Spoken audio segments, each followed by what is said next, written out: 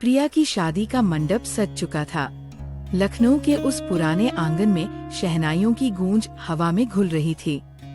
हर चेहरा खुशी से दमक रहा था, खासकर प्रिया का।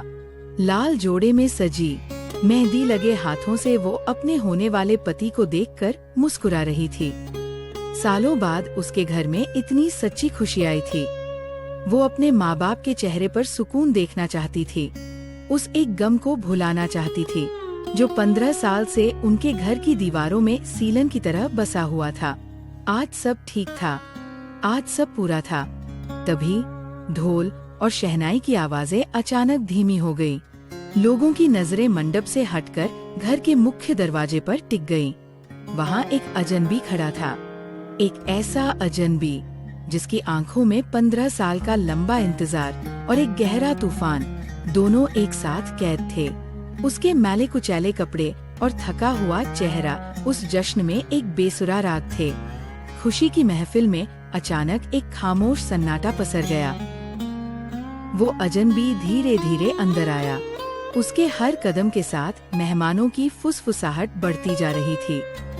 कौन है ये? इसे किसने बुलाया? प्रिया की आंखें गुस्से और हैरानी से सिकुड़ गई। ये कौन था जो उसकी जिंदगी के सबसे खास दिन पर इस तरह बिन बुलाए चला आया था? उसकी नजर अपनी माँ सुनीता पर पड़ी। सुनीता की मुस्कुराहट जम गई थी। उनके हाथ में पकड़ी आरती की थाली कांप रही थी, जैसे उन्होंने कोई भूत देख लिया हो। अतीत से लौट आया कोई साया। उस अजनबी की आंखें भी भीड़ में बस एक ही चेहरे को ढूंढ रही थी। जब उसकी नजरें सुनीता से मिली तो उसके सूखे होंठ हिले। एक आवाज निकली जो 15 साल की धूल में दबी हुई थी, माँ, बस इतना ही। और सुनीता के हाथ से आरती की थाली छूट गई। पीतल के दिए और फूल संगमरमर के फर्श पर बिखर गए। थाली के गिरने की आवाज उस खामोशी में तोप के गोले की तरह गूंजी। प्रिया अपनी जगह से उठी। उसका खूबसूरत लहंगा अब उसे बेड़ियों जैसा लग रहा था। सारा गुस्सा, सारा दर्द जो उसने 15 सालों से अपने दिल के किसी कोने में बंद कर रखा था, आज लावा बनकर फूट पड़ा था। वो तेजी से उस अजनबी की तरफ बढ़ी। उसकी आंखें आग उगल रही थी। वो उसके सामने जाकर खड़ी हो गई। मेहमानों के बीच बस इतनी दूरी थी कि वे एक दूसरे की सांसें सुन सकते थे। 15 साल, प्रिया की आवाज में जहर था। पूरे 15 साल। और आपको वापस आने के लिए आज का ही दिन मिला, मेरी शादी का दिन। उसकी आवाज कांप रही थी, पर हर शब्द चाकू की तरह तेज था। आप जानते हैं माँ ने हर दिन कैसे गुजारा है? हर आहट पर दरवाजे की तरफ भागती थी कि शायद आप आ गए। आपने हम सबका चैन, हमारी खुशियाँ, सब कुछ छीन लिया। और आज जब हम सब कुछ जोड़ने की कोशिश कर रहे हैं तो आप फिर आ गए, सब कुछ बर्बाद करने। रोहन कुछ बोल नहीं पाया। उसकी नजरें झुकी हुई थी, जैसे वो प्रिया के लगाए हर इल्जाम का दोषी हो। इससे पहले कि प्रिया कुछ और कहती, सुनीता आगे बढ़ी। उन्होंने प्रिया के कंधे पर हाथ रखा, उसे शांत करने की एक खामोश कोशिश। फिर वो रोहन की तरफ मुड़ी। उन्होंने कुछ नहीं कहा, कोई सवाल नहीं पूछा, कोई शिकायत नहीं की। बस अपने कांपते हुए हाथों से उसके चेहरे को छुआ। उसकी उलझी दाढ़ी, उसकी आंखों के नीचे गहरे गड्ढे, उसके गालों पर जम गई थकान की परत। वो 15 सालों के फासले को अपनी उंगलियों से महसूस कर रही थी। रोहन की आंखों से एक आंसू टूटकर सुनीता के हाथ पर गिरा। सुनीता ने धीरे से उसका हाथ पकड़ा, वो हाथ जो कभी छोटा सा था और उनकी उंगली पकड़कर चलता था। और बिना किसी की परवाह किए, बिना एक शब्द कहे, वो उसे भीड़ से दूर घर के अंदर की तरफ ले जाने लगी। प्रिया और बाकी सभी मेहमान बस उन्हें जाते हुए देखते रह गए। एक माँ अपने खोए हुए बेटे को दुनिया की नजरों से बचाने के लिए ले जा रही थी। सुनीता रोहन को पकड़े हुए सीढ़ियाँ चढ़ रही थी। हर कदम एक बोझ जैसा था। वो एक बंद दरवाजे के सामने आकर रुकी। दरवाजा जिसके ऊपर एक छोटा सा नाम खुदा था, रोहन। उन्होंने अपनी साड़ी के पल्लू से बंधी चाबियों का गुच्छा निकाला। कांपते हाथों से सही चाबी ढूंढने में उन्हें एक जमाना लग गया। ताले में जंग लग चुकी थी। एक धीमी, कर्कश आवाज के साथ ताला खुला। दरवाजा अंदर की तरफ खुला और साथ ही खुल गया 15 साल पुराना एक अतीत। कमरे में अंधेरा था और धूल की एक मोटी चादर हर चीज पर जमी थी। सुनीता ने खिड़की खोली तो सूरज की एक तिरछी किरण अंदर आई। उस रोशनी में हवा में उड़ते धूल के कण ऐसे लग रहे थे जैसे किसी ने मुट्ठी भर यादें हवा में उछाल दी हों। दीवारों पर क्रिकेट के पोस्टर अब पीले पड़ चुके थे। स्टडी टेबल पर किताबें वैसे ही रखी थी जैसे उन्हें छोड़कर कोई बस अभी बाहर गया हो। ये सिर्फ एक कमरा नहीं था, ये एक रुका हुआ वक्त था। रोहन धीरे से कमरे के अंदर आया। उसकी नजरें हर चीज पर घूम रही थी जैसे वो किसी अजनबी जगह पर हो। फिर उसकी नजर कोने में रखी एक पतंग पर पड़ी। उसका रंग फीका पड़ गया था, कागज फट गया था, लेकिन वो उसे पहचान गया। अचानक कमरे की धूल और खामोशी गायब हो गई। उसे अपनी 10 साल की बहन प्रिया की खिलखिलाहट सुनाई दी। भैया और ऊंचा और धागा छोड़ो, एक धुंधली सी याद। इसी आंगन में वो प्रिया को पतंग उड़ाना सिखा रहा था। छोटी सी प्रिया उछल-उछल कर ताली बजा रही थी जब उनकी पतंग सबसे ऊंची उड़ रही थी। आसमान साफ था और उनके चारों तरफ सिर्फ हंसी थी। कोई गम नहीं, कोई डर नहीं। याद टूटी तो रोहन वापस उसी धूल भरे कमरे में था। वो पतंग अब भी वही थी, लेकिन वो हंसी, वो वक्त, वो मासूमियत, सब कुछ खो चुका था। उसने धीरे से उस पतंग को छुआ और उसके हाथ कांप गए। कितना कुछ पीछे छूट गया था। नीचे आंगन में माहौल पूरी तरह बदल चुका था। शहनाइयां बंद थीं, मेहमान कानाफूसी कर रहे थे। दूल्हे का परिवार परेशान और नाराज था। दूल्हे के पिता ने प्रिया के पिता से पूछा, ये सब क्या हो रहा है? समधी जी, ये लड़का कौन है? शादी जैसे मौके पर ये तमाशा। प्रिया से ये सब सहा नहीं गया। वो अपनी माँ के पास गई जो अभी अभी सीढ़ियों से नीचे उतरी थी। क्यों ले आई आप उसे अंदर, माँ? प्रिया की आवाज में अब गुस्सा नहीं, एक गहरी निराशा थी। उस एक इंसान की वजह से हमारी जिंदगी में जो तूफान आया था, क्या वो काफी नहीं था? आज मेरी शादी है और सब लोग हमारे परिवार पर उंगली उठा रहे हैं। आपने ये सब जानते हुए भी उस भगोड़े को घर में पनाह दी, जिसने हमें कभी मुड़कर नहीं देखा। उसके लिए आप मेरी खुशियों को दाव पर लगा रही हैं? सुनीता ने प्रिया के दोनों हाथ पकड़ लिए। उनकी आंखों में 15 साल का दबा हुआ समंदर था। भगोड़ा नहीं है वो, प्रिया, वो भगोड़ा नहीं है। उनकी आवाज शांत थी, पर उसमें लोहे जैसी मजबूती थी।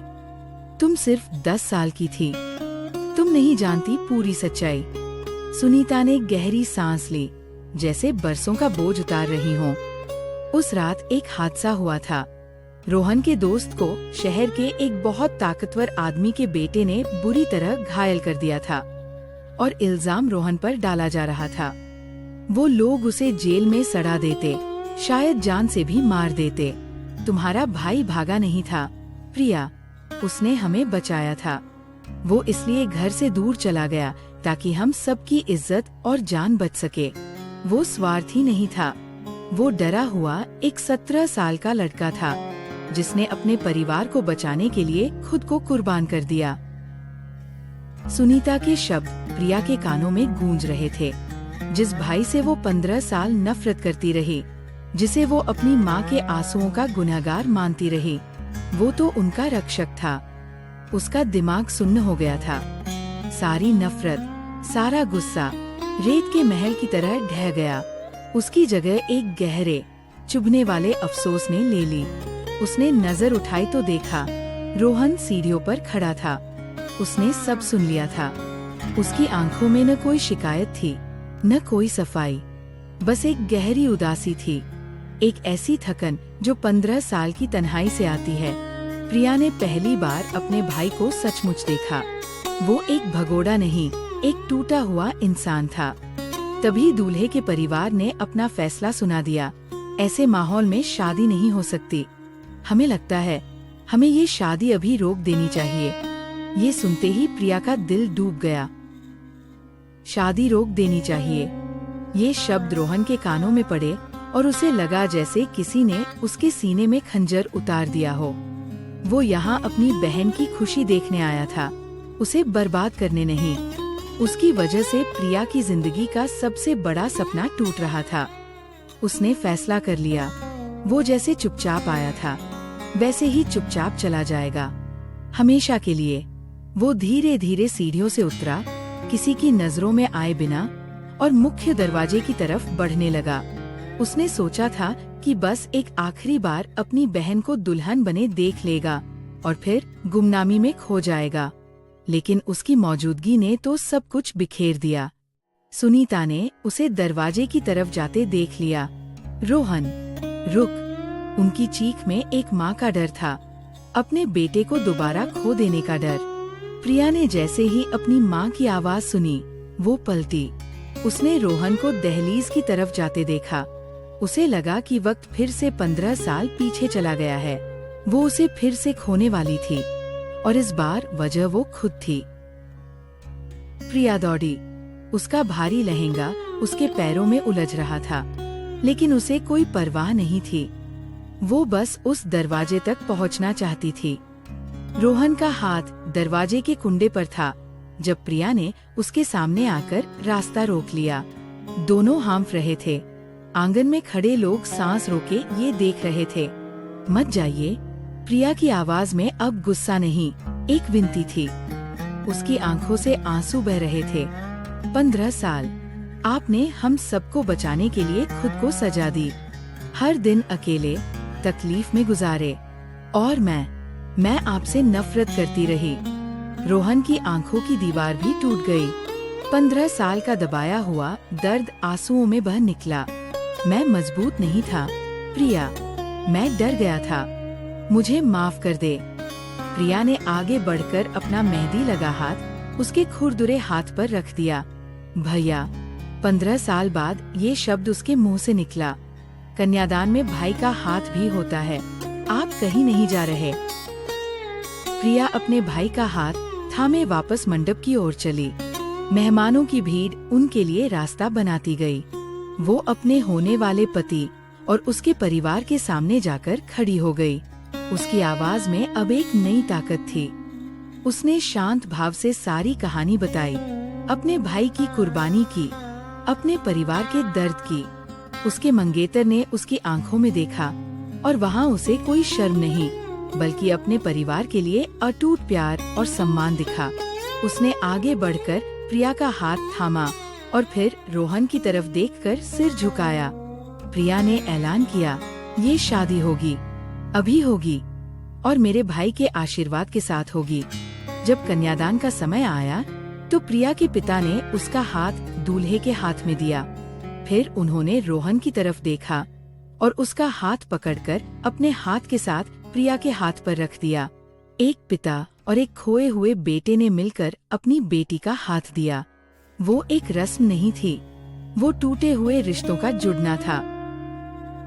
शादी हो गई, रस्में पूरी हुई। देर रात जब ज्यादातर मेहमान जा चुके थे, फोटोग्राफर ने परिवार की एक तस्वीर लेने के लिए सबको बुलाया। कैमरे के सामने पूरा परिवार खड़ा था। प्रिया अपने पति के साथ। उसके चेहरे पर एक गहरी शांति थी। उसके बगल में उसके माता पिता, जिनके चेहरों पर बरसों बाद एक असली मुस्कान थी। और उनके साथ खड़ा था रोहन, थोड़े झिझक के साथ, लेकिन वहीं अपने परिवार के साथ। उसने अपनी फटी पुरानी कमीज के ऊपर अपने पिता का शाल ओढ़ रखा था। मुस्कुराहटें अभी भी थोड़ी नाजुक थी, भविष्य अभी भी अनिश्चित था, लेकिन तस्वीर में जो दिख रहा था वो अधूरापन नहीं था। 15 साल बाद वो परिवार एक बार फिर पूरा हो गया था। जख्म गहरे थे, लेकिन मरहम लगना शुरू हो गया था। ये एक नई शुरुआत थी। तो दोस्तों, ये थी आज की कहानी। अगर आपको ऐसी कहानियाँ पसंद आती है तो कृपया वीडियो को लाइक करें और हमारे चैनल को सब्सक्राइब करें।